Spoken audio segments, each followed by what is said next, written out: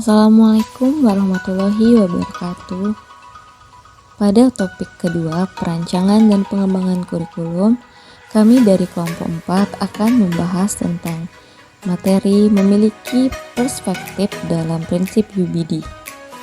Kelompok 4 terdiri dari Antoni Ferdiansyah, Isnaniatun Aprilia, Muhammad Faisal Fahrul Rozi, Septriana Hoirotun Nisa, dan Mina. Sebelum masuk ke materi, apa yang kamu ketahui tentang perspektif dalam belajar? Mana perspektif dalam kaitannya dengan belajar merupakan cara pandang belajar berdasarkan paham, keyakinan, dan sudut pandang. Dengan demikian, orang yang memiliki disiplin ilmu yang berbeda tentu mempunyai pandangan yang berbeda tentang sesuatu, tergantung dari sisi mana dia melihat. Seorang siswa dianggap telah memahami suatu masalah belajar ketika dia dapat pertama, melakukan perspektif dengan kemampuan sudut pandang siswa secara kritis, dan yang kedua, membangun gambaran mengenai materi, teori, dan prosedur belajar. Melakukan perspektif dengan kemampuan sudut pandang siswa secara kritis, artinya siswa mampu melihat masalah belajar dari sudut pandangnya sendiri. Mereka tidak hanya menerima informasi mentah, tetapi juga mampu menganalisisnya secara kritis. Selain itu, mereka juga dapat mengajukan pertanyaan, meragukan asumsi, dan mempertimbangkan berbagai sudut pandang sebelum sampai pada pemahaman yang lebih mendalam. Selanjutnya, mampu membangun gambaran mengenai materi, teori, prosedur belajar. Berarti, siswa dapat menyusun gambaran yang koheren tentang materi, teori, atau prosedur yang mereka pelajari. Siswa tidak hanya menghafal fakta-fakta atau langkah-langkah, tetapi juga memahami bagaimana semua komponen ini saling terkait.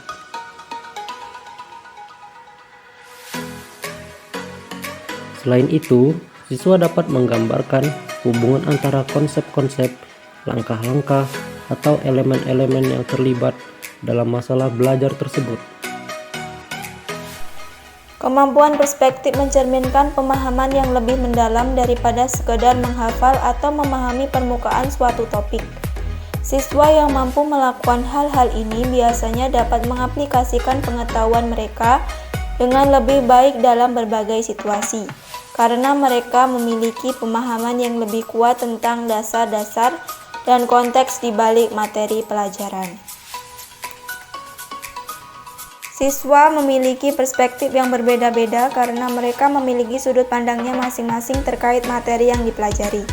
Siswa dianggap memiliki perspektif apabila dapat menunjukkan pandangan atau gagasan dan menerima adanya perbedaan pendapat. Contoh konkret. Satu contoh konkret, siswa melakukan perspektif sebagai bukti siswa telah memahami materi, yaitu pada mata pelajaran IPAS.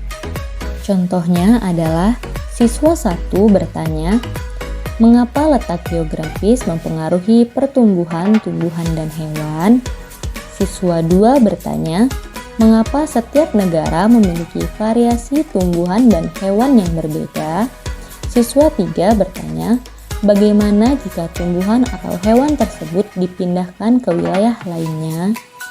Demikianlah pembahasan mengenai siswa melakukan perspektif. Terima kasih dan sampai jumpa di topik selanjutnya.